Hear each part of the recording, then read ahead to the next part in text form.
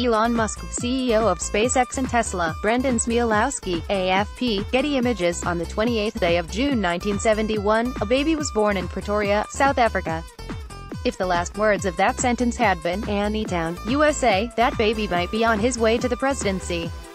Elon Musk, a naturalized U.S. citizen since 2002, is constitutionally barred from occupying the White House because he is an American by choice rather than by birth.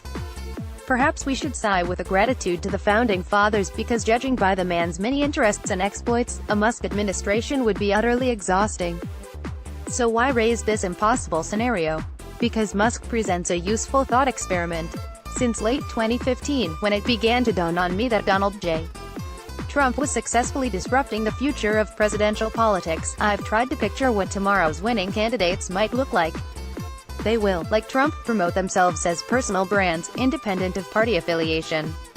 In this regard, Trump built on a foundation laid by Barack Obama, another outsider who vaulted to the presidency by declaring his independence from partisanship and tradition. While both men later found themselves in need of party support to govern, as campaigners they spurned ideology.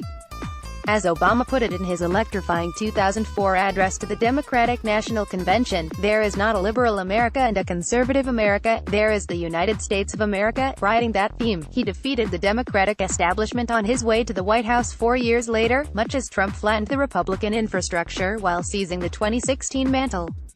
It's no mere coincidence that these are the first two presidents of the iPhone era. Introduced in 2007, the pocket supercomputer, and its competitors, placed the power of mass communication literally in the hands of millions of ordinary Americans, and the business of winning votes would never be the same. As different as Trump and Obama are, both candidates appreciated that the road to the presidency is now a communications autobahn, bypassing the antiquated main streets of the rundown political parties. But if Trump outdoes Obama and his mastery of social media to control the public agenda, he lacks his predecessor's sense of an important fact about the new media. To borrow terms from the pioneering theorist Marshall McLuhan, communication tools in the smartphone age are cool, rather than hot. New media aren't intended to grab and hold our entire attention, as the ratings obsessed Trump wishes to do. Winning candidates of the future are unlikely to be so needy, so obvious, so nakedly relentless in their efforts to command our national bandwidth. They will be, in a word, cooler. Do public figures have mastered cool like Musk, who describes himself as half Democrat, half Republican, exactly what a future president should say? I'm somewhere in the middle, he explains. With more than 21 million Twitter followers, Musk has sufficient reach to shape and control his public image much as Trump shapes his own.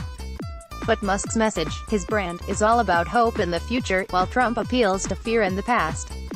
Trump wants walls and tariffs, policy detritus of previous ages. Musk promotes sleek electric cars, solar-powered cities, super-fast mass transit and grand fantasies of human settlements on Mars.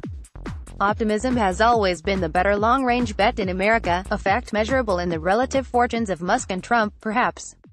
Even as the overinflated stock price of Musk's Tesla Inc. has begun leaking hot air and drifting down from the ionosphere, he continues to be worth about $19 billion. That sum is vastly larger than the hard-to-determine fortune of grouchy Trump. Both men are ballyhoo artists of the highest degree.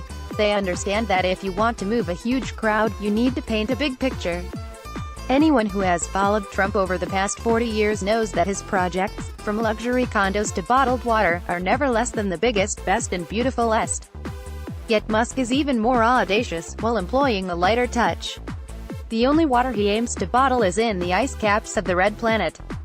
He has cities and states across the country competing for his blessing, not to brand a golf course or skyscraper but to build the mind-boggling Hyperloop, a subway running at about the speed of sound.